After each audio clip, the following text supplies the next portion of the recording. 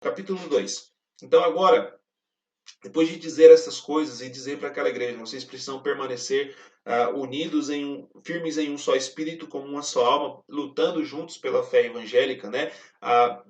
Vivendo o próprio evangelho e permanecendo firmes no evangelho como um único corpo, né? Um único corpo que está vivendo em harmonia. Agora, Paulo, no capítulo 2, ele vai aí estabelecer algumas ideias interessantes que dão sequência a esse pensamento da unidade do corpo, vivendo juntos pela fé evangélica, né?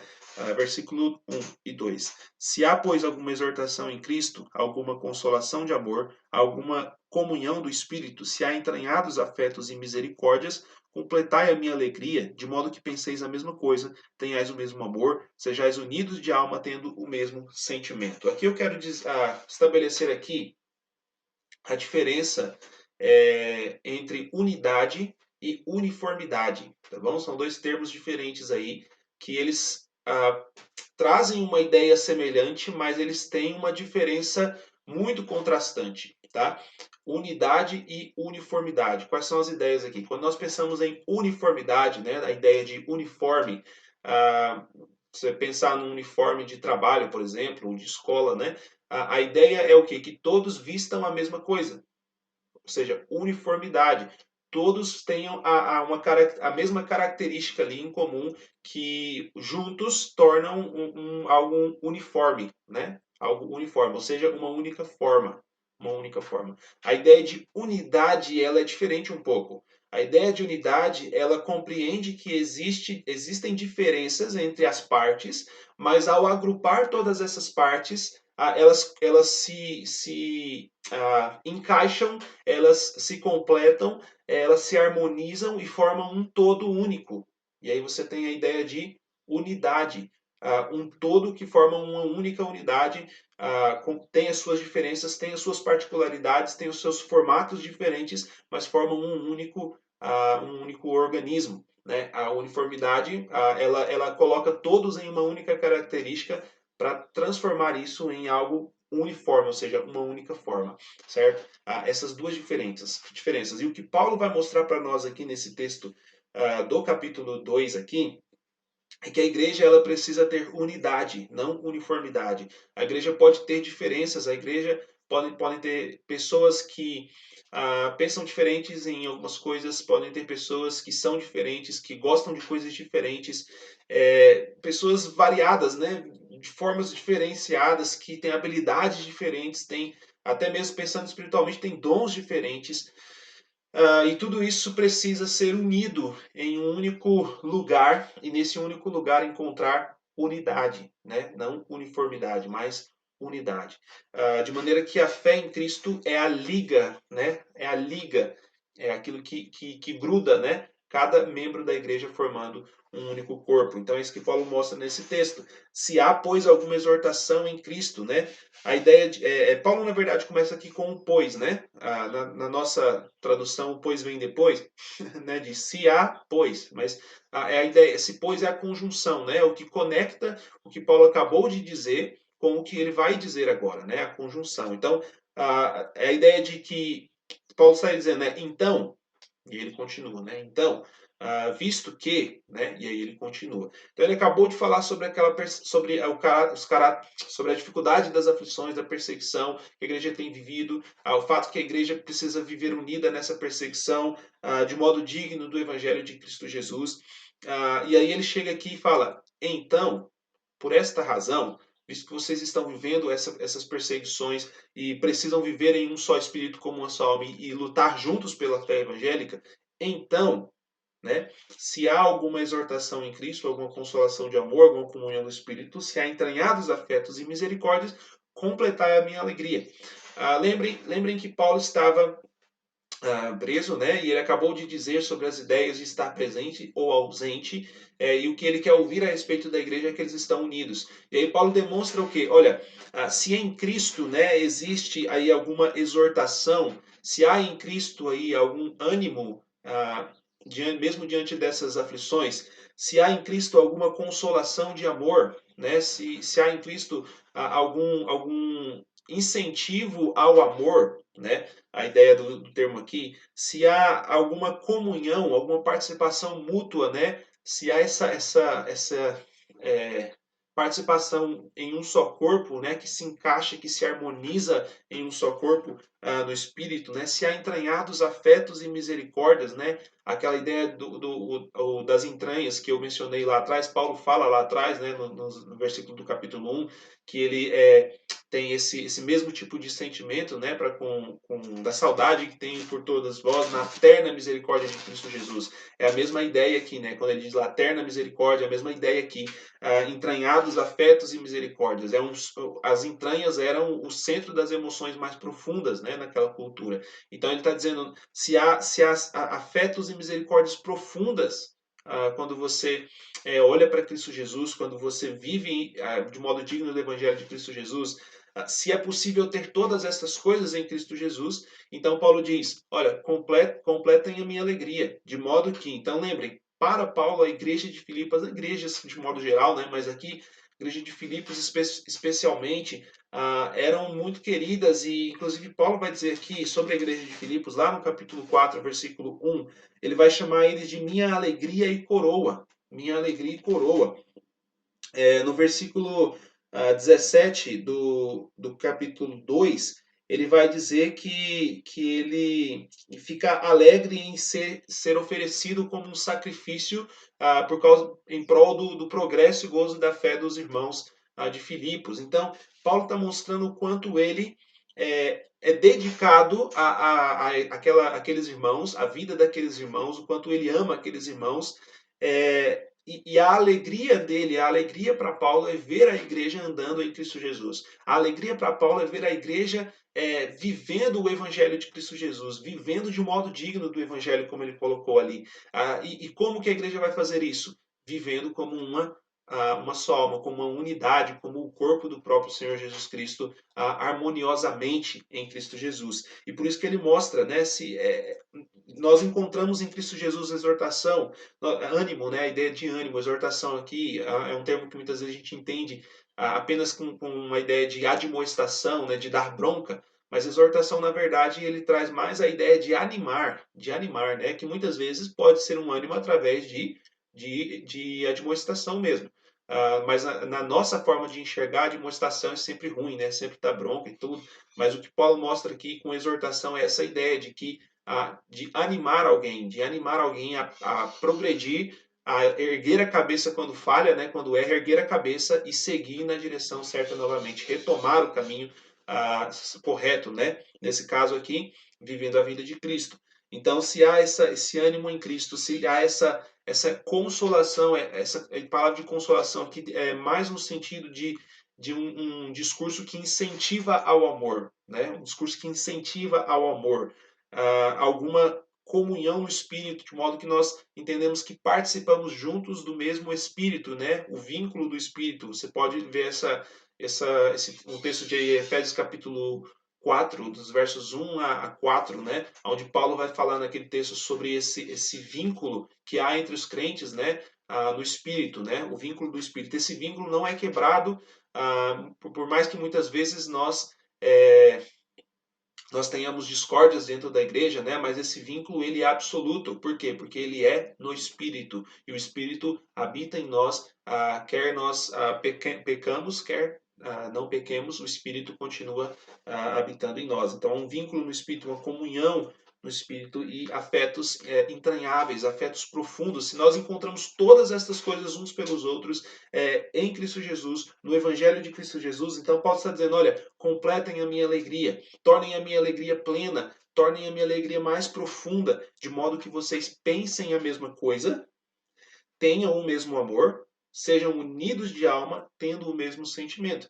E aí parece que Paulo está falando de uniformidade, né? Aquela ideia de uma única forma, mas na verdade Paulo está falando de unidade. Ele está mostrando o quê? Que o propósito da igreja precisa ser único. O propósito da igreja ele precisa ser único. Isso é uma verdade, mas não precisa ser uniforme. Ou seja, é possível que nós tenhamos várias habilidades, pensemos de maneiras diferentes, tenhamos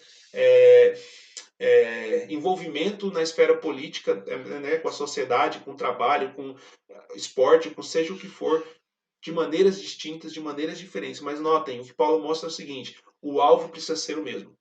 O alvo ele precisa ser o mesmo. Nós precisamos pensar a mesma coisa, não no sentido de que vamos definir alguma coisa e todo mundo pensa igual, mas no sentido de que todos pensam a mesma coisa, ou seja, tem o mesmo objetivo. O objetivo é o único, o objetivo é juntos estar no mesmo lugar.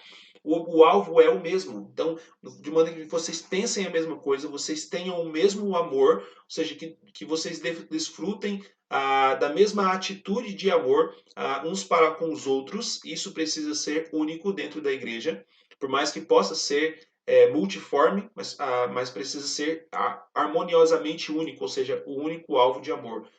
O amor ele precisa ser, todos precisam ter o mesmo entendimento a respeito de amor, do verdadeiro amor em Cristo Jesus, da atitude de amor, e todos precisam buscar juntos esse mesmo amor. Vocês sejam unidos de alma, a ideia de que vocês se completam tão harmoniosamente que podem ser tidos como um, mesmo que tenha diferenças, mesmo que tenha as suas particularidades, mas vocês são harmoniosamente um, certo? Então a ideia de unidos de alma, tendo o mesmo sentimento, tendo a mesma atitude, certo? A partir do versículo 5, Paulo vai determinar essa atitude, tá bom? Ele vai determinar e vai desdobrar essa atitude através do exemplo de Cristo Jesus. Verso 3. Nada façais por partidarismo ou vanglória, mas por humildade, considerando cada um os outros superiores a si mesmo, não tenha cada um em vista o que é propriamente seu, senão também cada qual o que é dos outros. E aí agora Paulo mostra algumas coisas práticas, algumas virtudes práticas aqui que a igreja deve seguir nessa busca de unidade, tá? Nessa busca pela unidade em Cristo Jesus, por viver esta unidade em Cristo Jesus. E aí ele mostra, fala sobre partidarismo e vanglória, né? O partidarismo, aí a ideia de partido, né? A ideia de onde você tem um todo e você tem esse todo agora partido, ou seja, você pegou uma parte e a separou, então foi partido. E a ideia que Paulo mostra é o seguinte: nada façais por partidarismo, nada façais com a intenção de beneficiar outros em detrimento de outros. Nada façais com a intenção, com o objetivo, com a atitude de defender a uns em detrimento de outros, de preferir a uns em detrimento de outro. A ideia de partido, né? E a gente pode até pensar, por mais que não seja essa ideia, a gente precisa tomar cuidado para não trazer esse pensamento para cá, mas por mais que a gente possa pensar na ideia de partido político, né? Por causa da ideia conceitual, tá? A ideia conceitual de partido.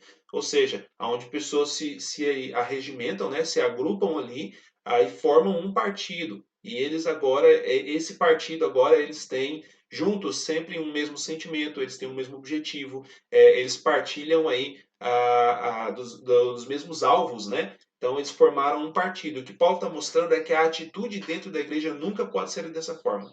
A atitude dentro da igreja nunca pode ser dividir entre partidos que cada um vai ter objetivos diferentes. Não. Ele está mostrando que a igreja precisa ser uma, precisa ter unidade. Então, nada façais por partidarismo, nada façais com essa atitude de dividir, de partir, nada façais por partidarismo ou vanglória.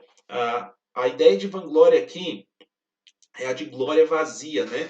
E aí o que Paulo demonstra aqui é o seguinte: o partidarismo é a atitude de se unir partindo a igreja, né? Com um grupinho aqui e tal. A ideia de vanglória é a ideia de eu buscando a minha própria glória, né? E é uma glória vazia, mas a ideia de eu buscando a minha própria glória e tentando ganhar em cima das outras pessoas, tentando ser reconhecido acima das outras pessoas, tentando ser melhor do que os outros. E aí Paulo mostra o quê? Mas por humildade. Estas duas atitudes, elas são atitudes contrárias à humildade, ou seja, orgulhosas, presunçosas, soberbas.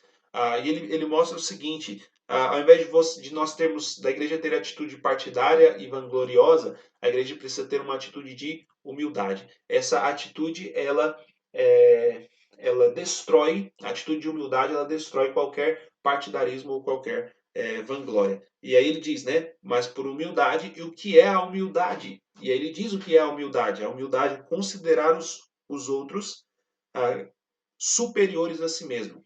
Então, é eu ter o meu próximo, ter o meu irmão, né, dentro da igreja, ter o meu irmão como superior a mim mesmo. E aí, isso aqui é um conceito complicado, isso é um conceito difícil para nós, considerar o outro superior a mim mesmo, porque eu sempre quero, na verdade, ser considerado superior, eu sempre me considero superior, e eu quero que as pessoas também me considerem assim. Eu exijo muitas vezes que as pessoas me considerem assim, é, e eu tenho a mim mesmo como superior muitas vezes. Ou geralmente o que pode acontecer, né? Aí lembrem, a atitude de partidária é a atitude vangloriosa.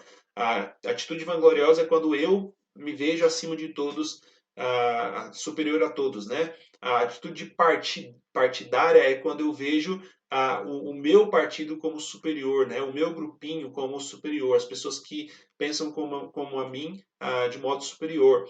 É, e aí dentro desse grupo eu posso até não me achar o superior, pode ser que eu tenha lá um amigo que eu valorizo demais e que até acho que esse cara é superior a mim, né? Mas o meu partido é superior, né? E aí nós temos essa ideia de Paulo mostrando, né? Considerando cada um os outros superiores a si mesmos. Não é para ter essas diferenças na igreja partidária ou vangloriosa. Verso 4.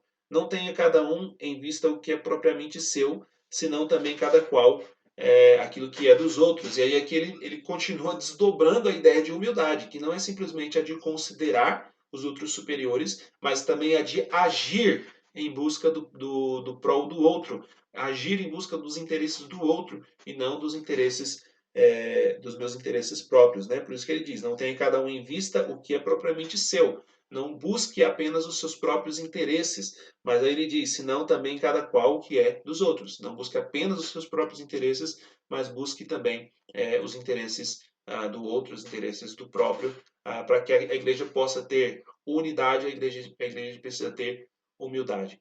Os crentes precisam ter humildade, precisam se incentivar uns aos outros na busca pela humildade, considerando os outros superiores a si mesmo e buscando não apenas os seus interesses, mas também os interesses do próximo. No restante do verso agora, do texto agora, capítulo 5 a 11, Paulo ele vai falar sobre a atitude de Cristo Jesus, evidenciando em Cristo Jesus o nosso Senhor, o Senhor do Evangelho, o Senhor da Igreja, o cabeça da Igreja, né, evidenciando em Cristo Jesus como é o cabeça. E a Igreja precisa seguir esse cabeça, porque a Igreja é corpo. Então nós vamos, no próximo estudo, falar sobre o capítulo 2, versículo 5 em diante.